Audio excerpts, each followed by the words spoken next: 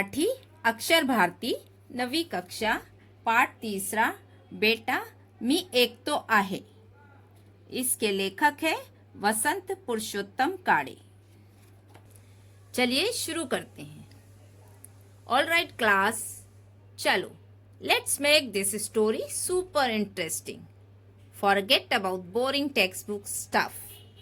ठीक है, इमेजिन करो हम सब यहाँ बैठे हैं और मैं आपको एक कहानी सुनाने जा रही हूँ। एक लड़के की, उसके पापा की और एक सपने की जो आवाज से आगे तक पहुंच गया। एक बार की बात है, छोटा सा गांव था। वहां एक यंग बॉय रहता था। नाम था उसका शिरीष। अब शिरीष कोई नॉर्मल लड़का नहीं था। उसके दिल में एक सीक्रेट था, एक ऐसी बात जो सिर्फ उसकी नहीं थी बल्कि उसके पापा, जिसे वो नाना बुलाता था, उनकी भी थी। और ये सीक्रेट क्या था? It was all about music. नाना का एक ड्रीम था, एक बहुत ही प्यारा खूबसूरत ड्रीम, फुल ऑफ नोट्स और मेलोडीज। वो एक टाइम पर बहुत ही जबरदस्त सिंगर थे। उनकी आवाज जैसे सोने जैसी थी, इतनी खूबसूरत। बट देन एक ट्रेजेडी हो गई, एक बहुत ही दुखद इंसिडेंट, जिसकी वजह से नाना डेफ हो गए। सोचो, आपकी सबसे बड़ी खुशी वो आपसे छिन गई और सिर्फ साइलेंस रह गया। लेकिन उस साइलेंस में भी नाना का ड्रीम मरा नहीं, वो ट्रांसफॉर्म हो गया, चेंज हो गया और शिरीष के छोटे से दिल में बस गया। नाना चाहते थे कि शिरीष फिडल बजाना सीखे, वो इंस्ट्रूमेंट जो अपनी स्ट्रिंग से गाता है। तो एक दिन शिरीष, जो थोड़ा नर्वस था पर फुल ऑफ होप, एक म्यूजिक टीचर के पास गया। टीचर ने, जो बहुत ही काइंड थे, उससे पूछा, बेटा क्या तुम म्यूजिक सीखना चाहते हो? और शिरीष ने बिना सोचे तुरंत बोला, हाँ जी सर, लेकिन एक कंडीशन है। मेरे पापा नाना, उनको मेरे साथ हर क्लास में आना पड़ेगा। अब ये थोड़ा स्ट्रेंज नहीं लगा आपको? ज्यादा बच्चे तो अकेले जाना चाहते हैं क्लासेस में, लेकिन टीचर ने बस सर हिलाया और बस। हर दिन शिरीष आता था अपनी छोटी सी फिडल लेकर और नाना चुपचाप एक कॉर्नर में बैठ जाते थे, बस देखते रहते थे, बस वहां होते थे। उन्होंने कभी कुछ नहीं कहा, कभी इंटरफेयर नहीं किया, वो बस बैठे थे, एक साइलेंट गार्जियन की तरह, एक बड़े होते हुए सपने के।